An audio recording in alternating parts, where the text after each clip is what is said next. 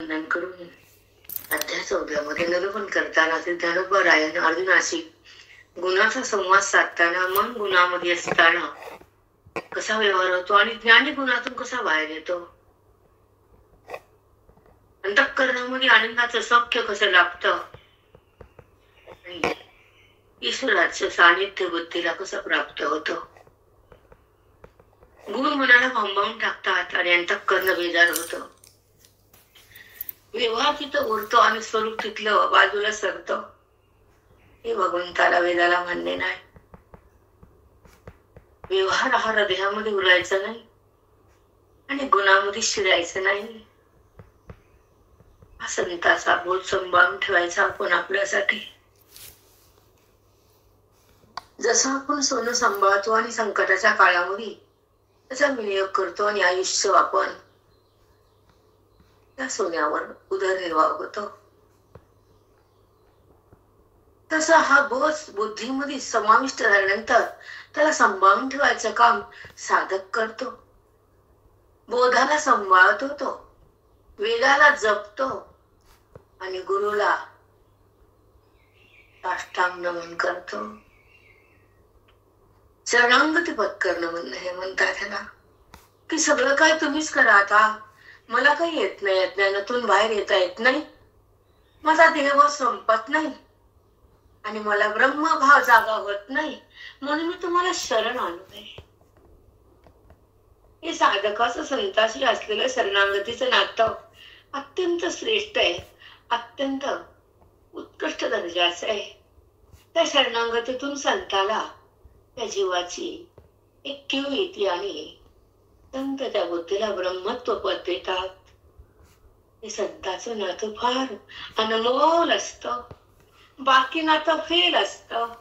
तुम्हाला सांगून फायदा नाही, तुम्हाला माहितीये कोणचं नातं अनमोल आहे, कोणचं नातं फेल आहे आणि कोणचं नातं स्वार्थासाठी आहे. ते तुम्हाला अनुभव आहे. फक्त संताच्या नात्याचा अनुभव नाही, ते आपण रोज चिंतन करतो की संताच्या सहवासामध्ये मन शांत आणि ईश्वराशी एकरूप होत. देहाशी एकरूप राहत नाही ते मन, कारण ते बोधानं भिन्न होतं. मन देहातून अलिप्त होतं विषयातून आणि विरक्त होतं ते संसारातून मन. आणि ते मन ज्ञानाचं धन घेत. ते मन ज्ञानाचं धन लुटत, तेव्हा ते धन अनमोल ठरतं. कारण ते वेदांत शास्त्र असतं. ते वेदांत त्या जीवाला मुक्तीचं धन देतो आणि संताच्या सहवासामध्ये ग्रंथ हृदयात येतो. तो काळ महत्वाचा असतो, तो काळ श्रवणाचा, तो काळ आपल्या उन्नतीचा, तो काळ आपल्या सुखाचा, तो काळ आपल्या ईश्वराच्या सान्निध्याचा. नो देहाचं सान्निध्य तिथं भगवंताच्या सान्निध्यामध्ये बुद्धी रममाण होती आणि आत्मसुखाचा गुलाल उधळती आणि आनंदाच्या रंगामध्ये रंगून जाती. ती खरी आत्मस्थिती. या बोधानं मन विभान होत आणि ईश्वराच्या सोबत सदा राहत. त्याला म्हणतात अद्वैताचं नातं. नको संसारातलं नातं फार घाण, फार घाण. आपण त्याला जपतो व्यवहार, पण भगवंताचं नातं प्रगट करणं हा मोक्ष आहे.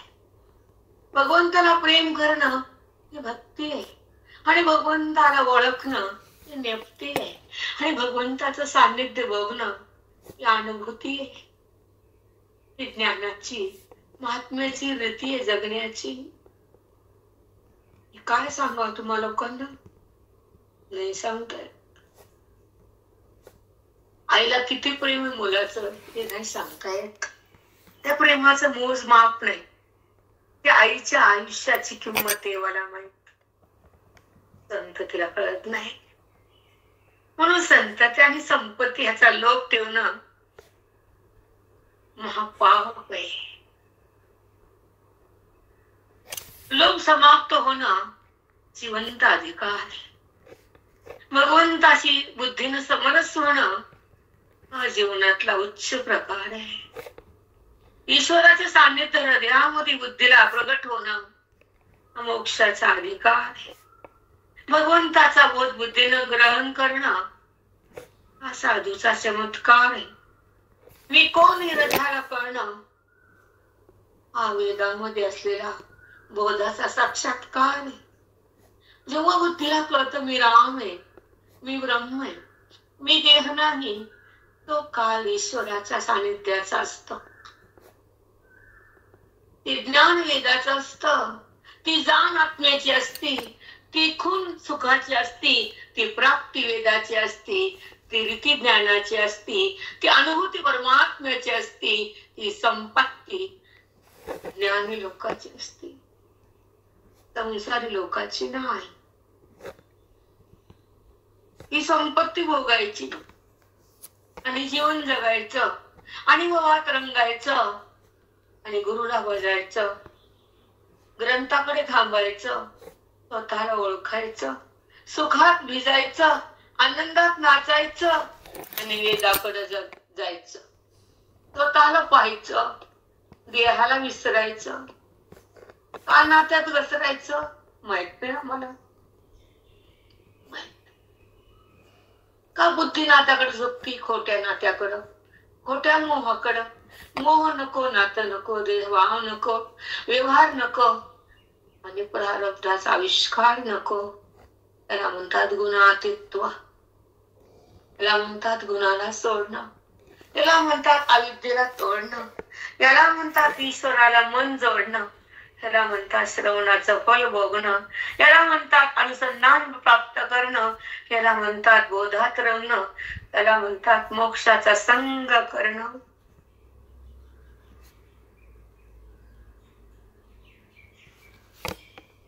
पावित्र्य नाही, हृदयात भगवंताचा बोध नाही, आत्मानुसंधान नाही, ईश्वराची प्रतीती नाही, जीवन जगण्यात मतलब नाही,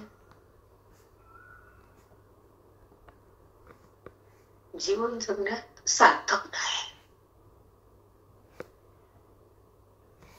ज्ञानाचा गाभा संतांनी दिला तो तुमच्याकडे मी समर्पित केला. एवढंच. हे सगळं ऐश्वर्य माझ्या गुरूंचं आहे. हे सगळं आशीर्वाद माझ्या सद्गुरुनाथाचा आहे. म्हणून मी ज्ञानेश्वरी जवळ आले.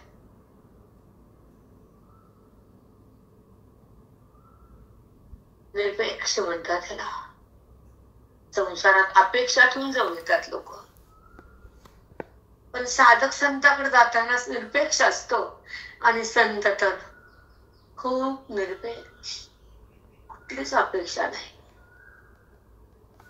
कुठलीच आकांक्षा नाही आणि कुठलीच वासना नाही. संत म्हणतात त्यांच्या हृदयात ग्रंथ असतो, त्याचं मन भगवंत असत, ते स्वतः म्हणत असतात, ते ज्ञानामध्ये थांबतात, ते देहात असतात, उदास असतात. देह उदास, त्यांचं ज्ञान खास. मन उदास व्हावं, दास होणे आपण कुणाचाच. दास व्हावं देवाचा, संताचा आणि ग्रंथाचा. तिघासमोर दासत्व पत्करावं, बाकी उदास राहा. आसक्तपणा, तादात्म्यपणा आणि मीपणा एकच भाव वाटते. हे सुटण्यासाठी चिंतन आहे, भगवंत भेटण्यासाठी चिंतन आहे, ईश्वराचं सानिध्य प्राप्त करण्यासाठी चिंतन आहे, मी कोण करण्यासाठी चिंतन आहे, माझ्यात कोण समजण्यासाठी ही ओवी आहे. माझ्यामध्ये मोह नको, माझ्यात भेद नको, माझ्यामध्ये ईश्वराचा साक्षात्कार हवा, माझ्या हृदयामध्ये तोच हवाय. म्हणून साधक आटोकाट प्रयत्न करतो आणि ज्ञानेश्वरीच्या चिंतनात थांबतो, वेदाचं ज्ञान चाकतो आणि स्वतःला बघतो. तो साधक असतो. केवळ आत्मज्ञानाचा पाऊस टाकणारा साधक असतो. संत साधक हा संत श्रेष्ठ. का साधक संताकडे येतात? श्रवणामध्ये का थांबतात? कारण स्वरूपाची प्राप्ती करायची म्हणून, स्वतःची ओळख व्हावी म्हणून आणि सुखात जगायचं म्हणून. साधक आणि संताचं नातं एकदम पावन, पवित्र, गंगेसारखं निर्मळ. ते नातं संताचं, ग्रंथाचं, साधकाचं. हे श्रेष्ठ जगात नातं. बाकीचे नातं कनिष्ठ, हे नातं श्रेष्ठ.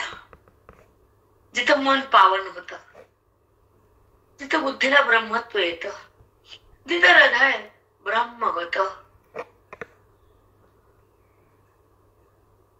ते नातं साधूच, ते नातं श्रेष्ठ.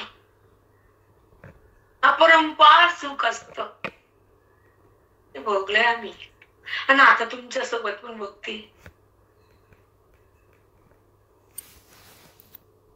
संत कसे असतात?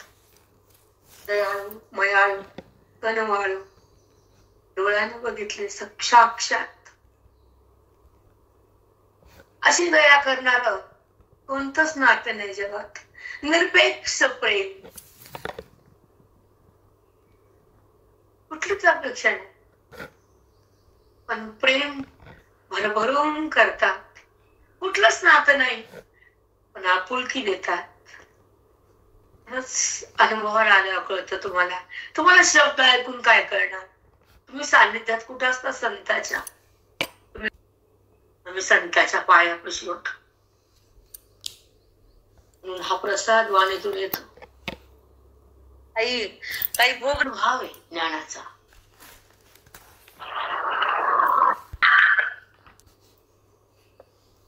काय विषय होता माझा? भगवंत कृष्णाचा आणि अर्जुनाचा महात्मा आणि अर्जुन त्या दोघांच्या संवादामध्ये 14 अध्याय कसा घडला याचं निरूपण भगवंत बोलतात. जगासाठी, प्रत्येक जीवासाठी, प्रत्येक जीवासाठी काय करतात? भगवंत बोलायले आणि अर्जुन ऐकायले. काय बोलले भगवंत? तसं आपण संसारात गोष्टी केल्या, आपण हिने असं म्हणली तसं म्हणली, मरेपर्यंत आठवण राहते आपल्याला. राहते की नाही? अर्जुनाशी 14 अध्यायामध्ये काय बोललं ह्याची आठवण करत नाही बरं. जसं आपण म्हणतो की आपण इथे गेलो कथा ऐकायला, तिथे गेलो कीर्तन ऐकायला, तिकडे गेलो प्रवचन ऐकायला. आम्ही आमच्या गावात कीर्तन व्हायचं पारावर. आम्ही सासरे म्हणायचे अभंग सांगा. कुणाला बोलता येत नव्हतं, मी फटकून अभंग सांगायची. हे अभंग होता. खरं बुद्धिमान जे असतं ना, कुठलं प्रमाण, कुठलं कीर्तन, कोणता अभंग, कुणाचा अभंग, हे बुद्धीला जाणता येत नाही. प्रेमानं जाऊन बसतो, पण बुद्धीला तो अभंग ग्रहण करता येत नसतो. आमच्या हातात विचारायचं कोणता अभंग होता, पटकन सांगायचा हा अभंग होता, असं बोलले, दृष्टांत दिला. आणि मोठा मुलगा मांडीवर थांबायचा, छोटा होता, आणि त्याला झोपून कीर्तन ऐकायची. सुरुवाती परमार्थाची. 1 वर्षाचा मुलगा होता तो.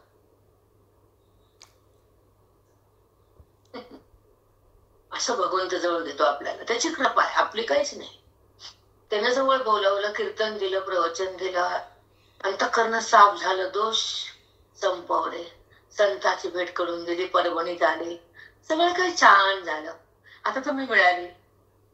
बापरे बाप, तुम्ही मिळाल्यानंतर काय मिळालं मी सांगू शकत नाही. शब्द नाहीत माझ्याकडं. फक्त तुम्ही मला आनंद देऊ शकता, प्रेम देता, इतकंच बोलते की तुम्ही मला प्रेम देता, जे की माझ्या आयुष्यात नितांत गरज आहे मला त्याची, ते मला मिळते अपरंपार. मला काय प्रीती बोलत होती धर्मवाद, सगळं काही मिळतं, सगळं काही कळतं, अनाज्ञान पळतं. मला हे सांगायचे 3 गोष्टी. आयुष्यात सगळं काही मिळतं, प्रेम, समाधान, एकाग्रता, ज्ञान, भगवंत, वेद, गीता, शांती, सुख, ईश्वराची प्राप्ती,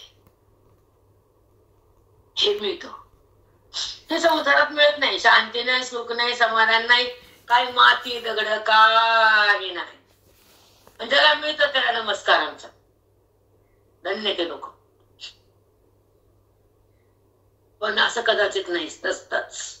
कुठं ना कुठं खाचाखोचा असतातच, कुठं ना कुठं डांबर रोडवर डांबर पिघळतच उन्हान, पगळत की नाही डांबर. पण त्याने अर्जुनाच्या संवादामध्ये गुणातून कसं बाहेर यायचं हे भगवंताचं मुखातून निघालेलं वर्णन माऊलीने लिहून ठेवलं ओवीत. आतापर्यंत आपल्याशी भगवंत बोलतायत, आपण अर्जुन म्हणून ऐकायचं आणि अर्जुनाचं सोंग घेऊन त्या बोधाला झेलायचं, हृदयाची ओंजळ करायची आणि भगवंताचा मुखातला बोध त्या हृदयाच्या ओंजळीत भरून घ्यायचा आणि आत्मभाव जागा करायचा. हे आपल्याला शिकायचं. समजलं? गुरुरूपी नौका भेटली, आपण त्याच्यामध्ये बसतो आणि ते आपल्याला तारून नेतात. हीच नौका भेटावी, तुम्हाला भेटली, धन्य तुम्ही. ऐका, गुणातीत कसं असतं आणि गुणात कसं असतं हे आपण बघू. 2च मिनिटं बोलतोय, माझा अर्धा तास झालाय. उद्या पण चिंतन सुरण छान निघालं. माझ्या हातात माझी वाणी नाहीये, मी कबूल करते. गुणामध्ये असल्यानंतर मन भांबावतं आणि गुणातून संत बुद्धीला बाहेर काढतात. मला हे सांगायचंय.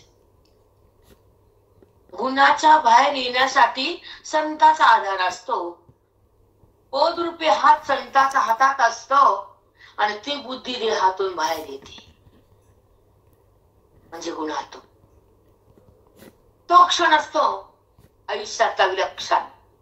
त्या क्षणामध्ये बुद्धीला गुणातून बाहेर काढणारे संत जर भेटले तर तुमचं आयुष्य नटलं, ज्ञानानं आनंदानं. गुणातून बाहेर येणं सोपं नाही, गुणातीत होणं सोपं नाही, देहभाव संपणं सोपं नाही आणि अज्ञानाचा नाश करणं सहज नाही. आत्मप्रकाशात बुद्धीनं थांबणं इतकं सोपं नाही. वेदांताच्या चिंतनामध्ये मन अद्भुत होतं आणि ईश्वराकडे जातं, नात्याकडे नाही, ईश्वराकडे. ही बोधाची किमया आहे, ही ज्ञानाची क्रीडा आहे, हे आनंदाचा बोध आहे, हे वेदाचं ज्ञान आहे, ही सुखाची खाण आहे, हे आत्मज्ञान आहे.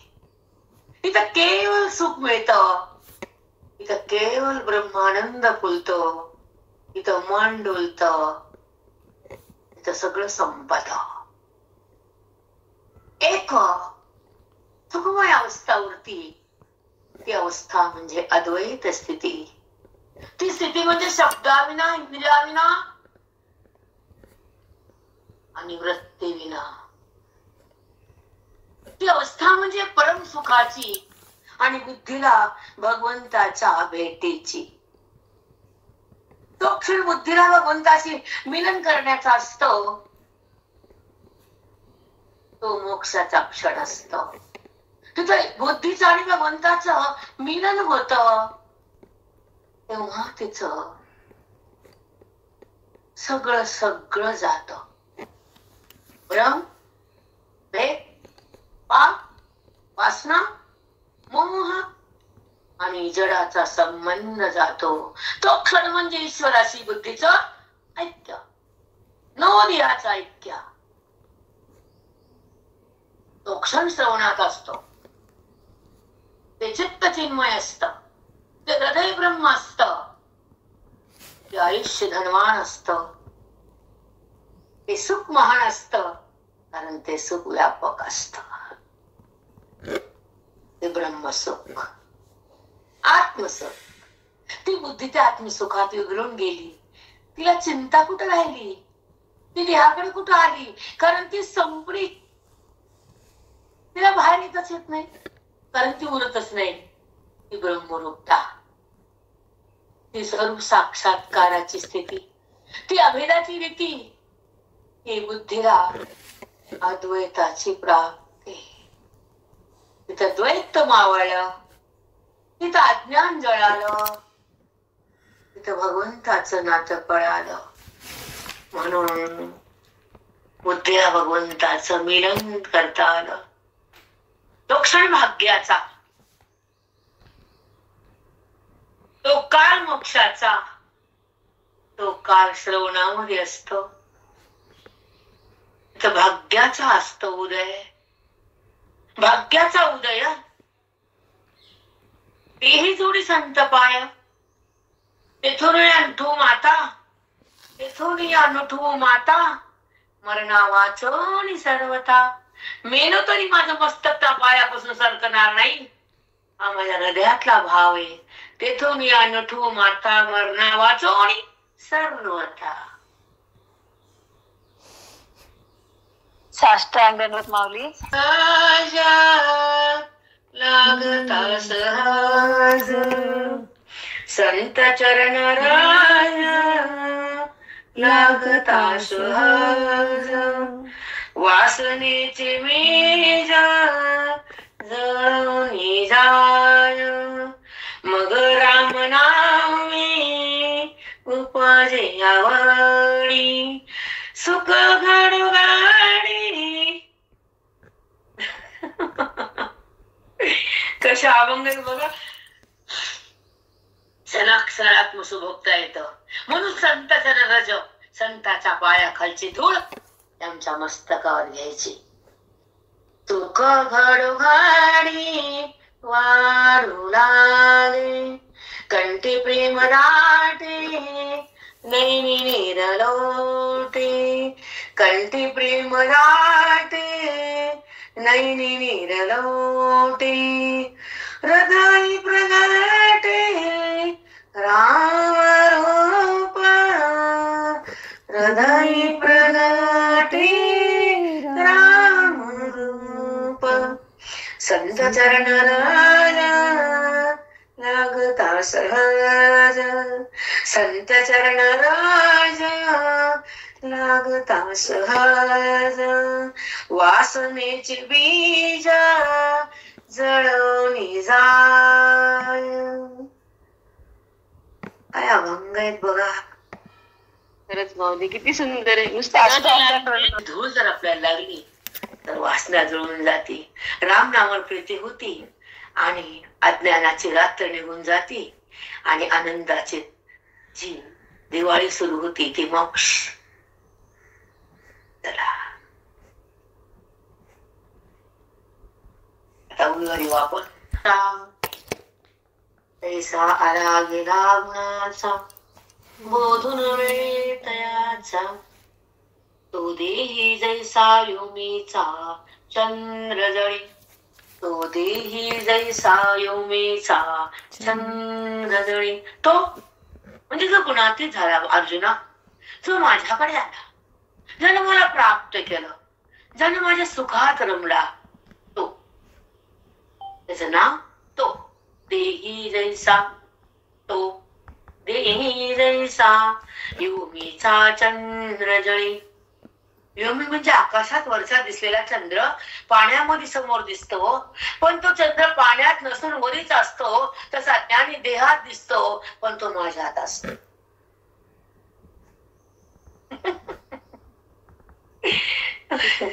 किती छान माऊली. हो माऊली, किती सुंदर आहे बघा. किती आनंद होतो बरं श्रवणात. नृत्यशी आनंद म्हणतात, निरतेशी आनंद सातिशी.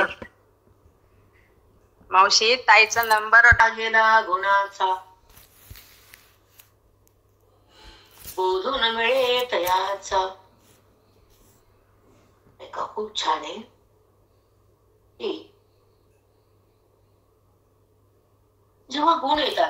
आणि जातात. पण त्या बुद्धीला त्या गुणाचा स्पर्श नाही. का? कारण ती माझ्यात आहे ना अर्जुना, गुणात नाही. म्हणून आला गेला गुणाचा बोधून मिळत याचा, त्या गुणाचा विकार होत नाही आणि गुणाचा आविष्कार मनात नाही, कारण मन माझ्यात आहे.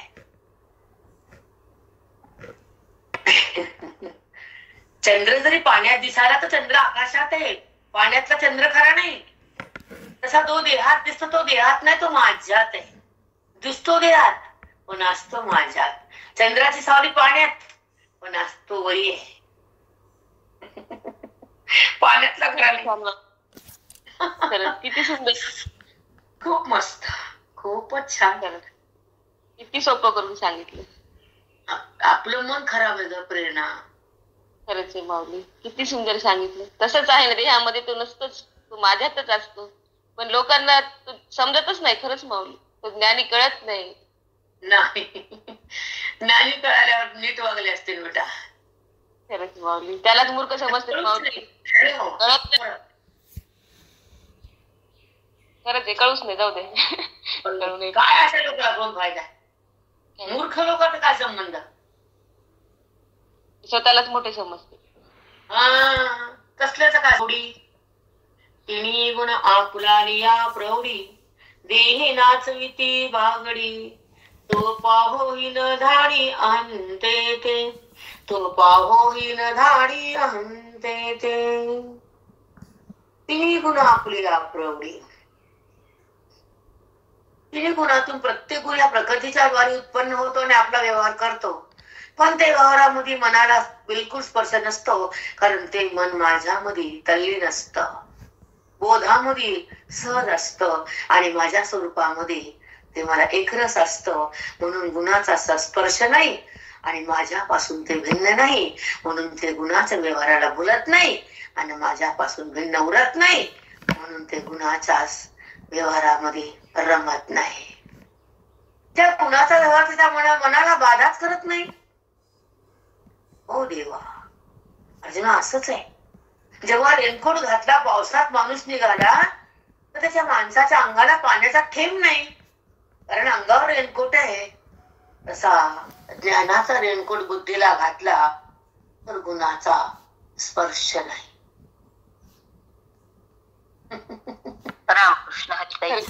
आपुल्या प्रौढी, तीन गुण आपल्या प्रगट होतात, व्यवहार होतो आणि निघून जातात. पण गुणाला धरणारं मन तिथं नसतं आणि गुणात थांबत नसतं आणि गुणाचा प्रभाव मनावर होत नसतो, कारण ते माझ्यात असतं. ते गुणात येत असतं, गुणाला ओलांडलेलं असतं, त्याला माझी जाणीव असते, म्हणून त्याला गुणाची जाणीव नसते.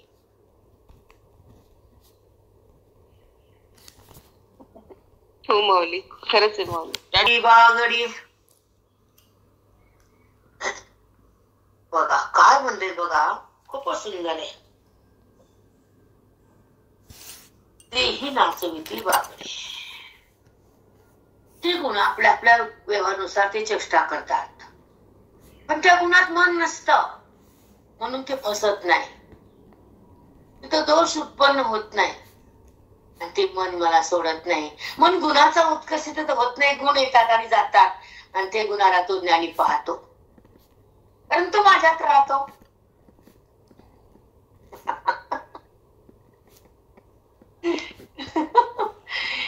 किती सुंदर आहे बघा. हो माऊली, गुणातीत कसं व्हायचं हे किती सुंदर सांगितलं. गुण उत्पन्न होतात. ऐका, हे ऐकल्यानंतर काहीच ऐकायची गरज नाही. हो माऊली, मला माझ्या मनाला वाटतंय की ज्या ठिकाणी आत्मसाक्षात्कार होतो, ज्या बुद्धीचा भेद जातो, जिथे अहंकार मरून पडतो, जिथे हे बुद्धी गळून जाती, तिथे आत्मसाक्षात्कार होतो, आपलं सुख आपल्याला भोगायला मिळतं, तिथे जन्म मरण संपत. आता काय ऐकायचं उरत? येड्याचा बाजार, पिशाचा शेजार, काही राहत नाही. काही करत नाही चिंतनातून. उत्तमप्रतीचं ज्ञान आहे आमचं वेदाचं. हे माऊलीचं धन आहे ज्ञानाचं. हे सुख आहे अद्वैताचं. हे रूप आहे स्वरूपाचं. ही रीती आहे ज्ञानाची. ही भ्रांती जाती देहाची. ही स्थिती आहे ती भगवंताची, ही अनुभूती स्वरूपाची, ही प्राप्ती आनंदाची, आणि हे सख्य मोक्षाचं, हे आनंद अद्वैताचा, आणि ही रीत वेदाची, ही स्थिती मोक्षाची, आणि ही अवस्था वेदाची. सांगा कुठे हे पॉइंट दाखवा कुणापाशी आहेत ते. बरोबर तुमच्या बोलतो उच्च स्तरावर बुद्धी जाते, अज्ञानाची निवृत्ती होती, पांडुरंगाची प्राप्ती होती, अद्वैताची स्थिती तयार होती, आणि मोक्ष हातात येतो. बुद्धी रामरूप होती. कुठे हे कळत का? कुठेच नाही ऐसा काही बी नाही, कुठेच नाही. तर ते गुणातून कसं निघायचं आणि ही या स्थितीला कसं यायचं, किती सुंदर. अंतःकरणामध्ये तिन्ही गुण उत्पन्न होतात आणि ते तिन्ही गुण चेष्टा करतात, आपली आपली प्रौढी माजवतात, पण त्यात मन जात नाही. ते गुण उत्पन्न होतात, व्यवहार करतात, पण मन बोधात असतं, कारण ते स्वरूपात एक रस असतं, म्हणून त्यांना गुणाचा स्पर्शच होत नाही. ते माझ्यातून भिन्न नाहीतच अर्जुना. ते मन व्यवहारात रमतच नाही. तो गुणाचा व्यवहार त्याला बाधा करतच नाही, कारण त्या ज्ञानाचा रेनकोट त्या बुद्धीला घातलेला आहे, तर गुणाचा स्पर्श तिला होतच नाही. त्या अंतःकरणात गुण थांबतच नाही, त्या गुणांचा प्रभाव होत नाही, कारण तो गुणातीत असतो, तो माझ्यात असतो, तो माझ्या जाणीवीत आहे अर्जुना. त्याला देहाची जाणीव नाही, त्याला गुणाची जाणीवच नाही. गुण चेष्टा करतात, त्यात मनच नाही, म्हणून तिथे दोष उत्पन्न होत नाही, गुणाचा उत्कर्ष होत नाही. त्या गुणांना तो पाहतो, कारण तो माझ्यात असतो, आत्मसाक्षात्कारात असतो, तिथे भेद जातो, तिथे अज्ञान मावळतं, देहबुद्धी जाते, आणि स्वतःच सुख घे तो भोगतो. त्याला मग तिथे काय ऐकायचं राहिलं? स्वतःच्या सुखात, त्या आनंदात तो रमला, तिथे अज्ञान मेलं. ते माऊली ज्ञानाचं धन सहज हृदयात आलं, ते उत्तम धन आहे, ते श्रेष्ठ धन आहे. हे सुख अद्वैताचं आहे, हे रूप अरूपाचं आहे. तिथे देहाची भ्रांती गेली, अनुभूती स्वरूपाची आली, सौख्य मोक्षाचं घेतलं. ही रीती वेदाची आहे, ही स्थिती मोक्षाची आहे, ही अवस्था वेदाची आहे. आता उच्च स्तरावर जावं, तिथं अज्ञान निवृत्त होतं, पांडुरंगाची प्राप्ती होते, मोक्ष हातात येतो, आणि बुद्धी रामरूप होते. हे सगळ्यात उच्च स्तरातला वेदांत आहे माऊली, सगळ्यात उच्च अध्यात्म. आता काय ऐकायचं राहिलं नाही आणि काही करायचं राहिलं नाही. एवढं हातात सुंदर यायचंच नाही माऊली. आता कशाला यायचं खाली? घाण आहे सगळे खाली. काय ठेव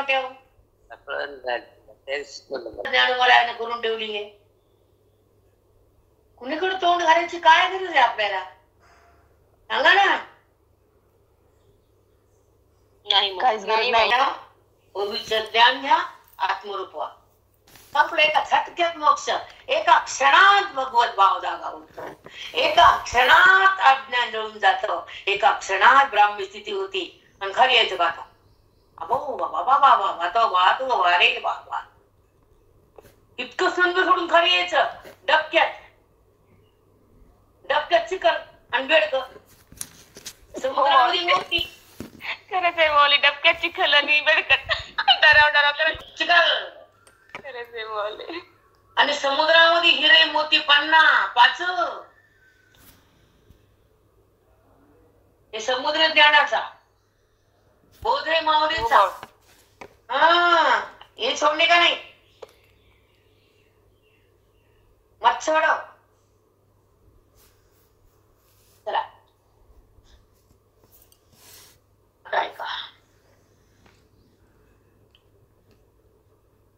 तिन्ही गुणा फुलेला प्रौढी, देही नाचवती बागडी, तो पाहून न धाडी अहंते ते. तो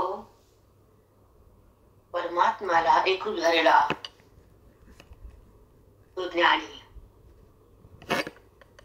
तो अहंतेमध्ये राहत नाही, तो परमात्म्यात असतो. शेवटचं उत्तर.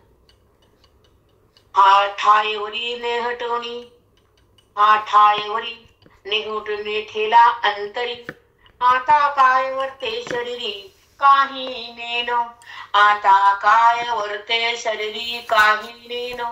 तो माझ्या अंतरामध्ये एकरूप झाला, तो शरीरामध्ये व्यवहारामध्ये कसा आला? तो ज्ञानी गुणाती झालेला माझ्यामध्ये आला, तर शरीरानं इंद्रियाने व्यवहार केलेला काय माहित त्याला.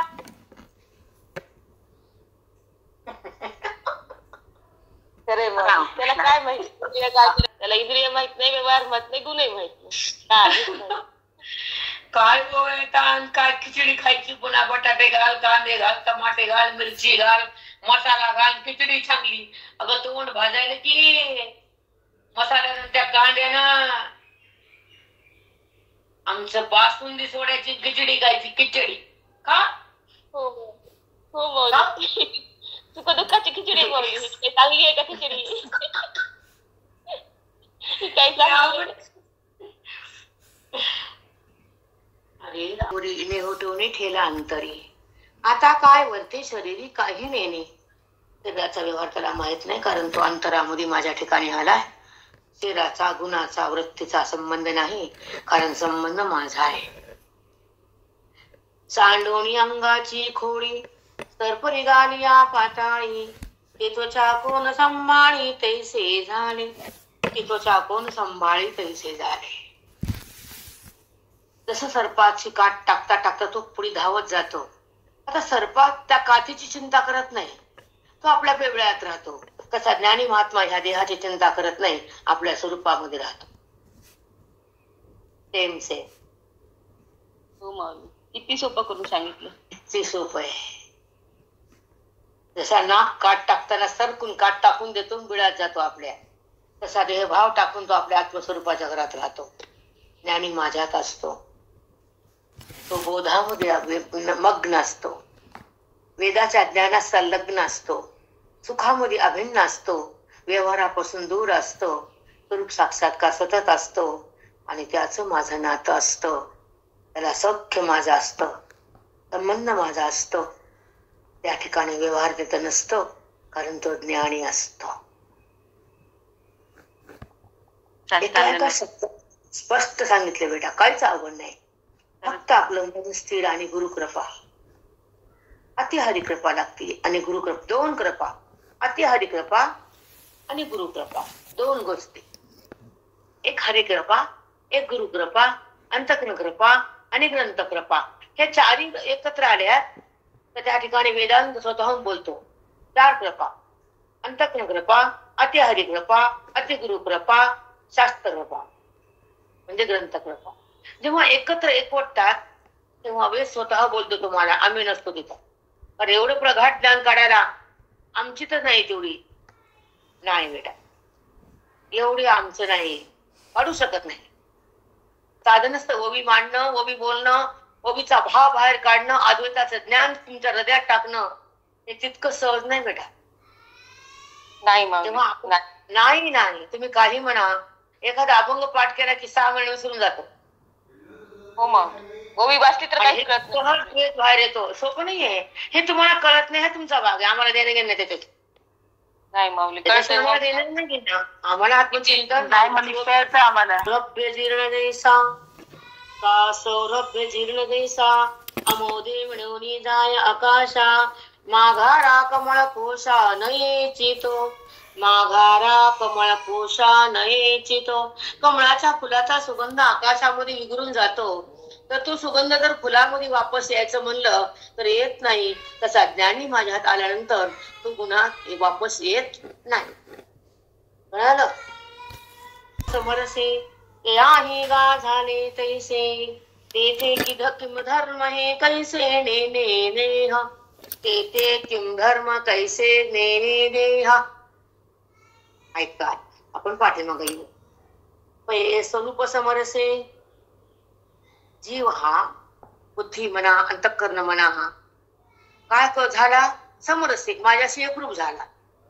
मग काय होत? त्याही गा झाले तैसे, तेथ किम धर्म हे कैसे नेने नेह. देहाचे काय धर्म आहेत, कुणाचा का स्वभाव आहे हे तू जाणत नाही का? आकाशातला फुलाचा सुगंध जर आकाशात गेला कमळाच्या मोगऱ्याचा, तर तो फुलाकडे वापस येत नाही. तसा ज्ञानी हा गुणातून बाहेर माझ्याकडे आल्यावर पुन्हा गुणात येत नाही. व्यवहार काय झाला पाहत नाही, आणि त्याचा समरसे तयाही गा झाले जैसे. स्वरूप समरसे तयाही गा झाले जैसे. समरस म्हणजे एक रूप होणं. पाणी आणि मीठ एकदा एकत्र आलं तर मीठ उरत नाही, आणि बुद्धी आणि भगवंत एकत्र आले तर देह भाव उरत नाही. दोन गोष्टी सेम येतो. पाण्याकडे मीठ गेलं तर ते मीठ पाण्यामध्ये बाजूला काढता येतं का पाण्यातून, सांगा. जर पाण्याशी मीठ एक झालं तर उरत नाही. तसं बुद्धी जर ब्रह्मस्वरूपात समरस झाली तर देहभाव उरत नाही. कळालं का? काय येत नाही याचं उत्तर काय सांगा. मिठाचं पहिलं रूप म्हणजे पाणीच आहे. पाण्यातून मीठ बनलं आणि पुन्हा मिठाचं पाणी झालं, कारण मिठाला उत्पन्न करणारं पाणीच आहे. तसं ह्या देहाला उत्पन्न करणारं ब्रह्मच आहे. मग ते पहिलं मूळ रूप प्रगट झालं, हे रूप बंद झालं. रूपन धन रूपन किती छोट मीठ बनतं तर पाण्यापासून, आणि त्याला जेव्हा ते मीठ पाण्याकडे गेलं तर पाणी झालं, कारण त्या मूळ स्वरूपाकडे गेलं. तसं अध्यात्मशास्त्रानं मन ब्रह्मस्वरूपाकडे गेलं. मूळ स्वरूप बुद्धीचं रूप मूळ ब्रह्म आहे, आणि ज्ञानांती ब्रह्म झाली, मूळ स्वरूपाकडे आली. कारण तिचं रूप तेच आहे. बुद्धीचं ब्रह्मरूपच आहे. ती देहरूप झाली. तुम्हाला देहातून निघता येत नाही, तुमचा दोष आहे, आमचा. हे वेदांत शास्त्र आहे. इथं हातात मोक्ष आहे, इथं सुखरूपता आहे, इथं अद्वैत स्थिती आहे, इथं मोक्षाची गती आहे, परमात्म्याची प्राप्ती आहे. इथं बाकीचा बाजार नाही आमच्यापाशी. नाही, तळ हातात तुझं ज्ञान देईन तसे तळ हातीचे रत्न द्यायचे. माऊलीची भाषा आहे न तुमची ना आमची. तुझं ज्ञान देईन जैसे तळ हातीचे रत्न जैसे. माऊली बोलले अर्जुनाला, हातात रत्न कसं स्पष्ट दिसतंय, तर तुझ्या हातात मोक्ष देऊन देणार मी आलोय. बाकीचा बाजार नगच आम्हाला. रिक्काम आता खाली का उतरा. दंडवत माऊली. हो माऊली. जन्म जरा मरण म्हणून जन्म जरा मरण इत्यादी जे ताही गुण ते देहाची केले कारण नाही दया. म्हणून जो माझ्या स्वरूपाशी समरस झाला म्हणून त्याला जन्म नाही, मरण नाही, वृद्धापकाळ नाही, म्हातारपण नाही, दुःख नाही, तो माझ्यापासून भिन्न नाही. स्वरूप समरस आहे. शब्द लक्षात ठेवत जा. माऊलीच्या मुखातली भाषा ही स्वरूप समरस आहे. स्वरूपामध्ये बुद्धी समरस झाली म्हणून त्याला जन्म मृत्यू जरा मरण काही देत नाही मी. जरा म्हणजे म्हातारपण, जन्म म्हणजे आईच्या गर्भात वास, मृत्यू म्हणजे यमाचं बोलणं, हे सगळं मी बंद करतो. एवढं चांगलं भेटल्यानंतर खाली यायचे का? किती अवघड रे बाबा. चांगलं सोडायचं. जरा म्हणजे म्हातारपण, जन्म म्हणजे अज्ञानाच्या शक्तीनं मिळाला जन्म. कारण बुद्धीमध्ये अज्ञाने तो जन्मच घ्यावा लागतो, आणि जन्म आला की मृत्यूच मिळतो. आणि मृत्यू आणि जन्माच्या मध्ये वृद्धापकाळ, दुःख, रोग, पीडा, दारिद्र्य, ते म्हणते जे बी काय आहे ते भोगावं लागतं. पण हे मी सगळं काही देत नाही, त्याला माझ्यापाशी घेतो. अज्ञानाचा भाग, ज्ञानाचं निरूपण भगवंत अर्जुनाशी सांगायले. जन्म जरा मरण, ऐका. म्हणून जन्म जरा मरण इत्यादी जे साही गुण ते देहाची ठेले कारण नाही तया. हे ज्ञानी पुरुषाला हे काही त्रास नाही. हे देहाचे धर्म येतं. हे धर्म त्याला लागू होत नाही, कारण तो माझ्या आत आहे. तसं मला जन्म नाही, मृत्यू नाही. तसं ज्ञानी महात्म्याला जन्म नाही, मृत्यू नाही. तो गर्भात जात नाही, तिथं अज्ञान येत नाही, मग तो माझ्या भिन्न उरत नाही. म्हणून स्वरूप समरस आहे. त्याची बुद्धी काय झाली? स्वरूप समरस आहे. भाग मागायचं काय बोलले बघून ते बघायचं.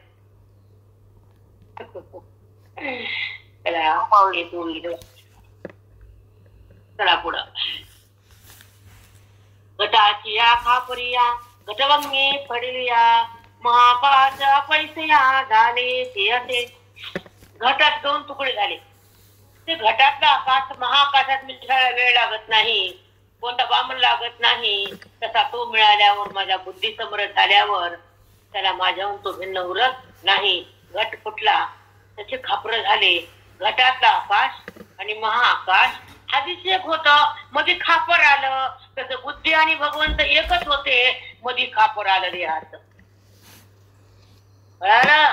बोलतात अर्जुनाशी, बाहेरचं आकाश एकच आहे अर्जुना, घटाचं खापर फोड. ते आकाश आहे महाआकाशात सहज विलीन होत, तसं अज्ञानाचं खापर फोड, तू माझ्यामध्ये विलीन होतोस. कारण आधीच आहे, फक्त उपाधीचा भेद काढ. काय बोला तुमच्याशी, खूप सुंदर आहे. ते देह बुद्धी जाय, ते अपस्या आजी आहे होय, ते आन काही आहे ते वाचणी. चला मी थांबते, तू सिद्धांत करे, तू करून घेऊ. दुपारच्या टाइमचा हाता राहील. ज्ञानदेव तुकाराम पंढरीनाथ भगवान की जय. माऊली ज्ञानेश्वर महाराज की जय. आता कोणी बोलू नका.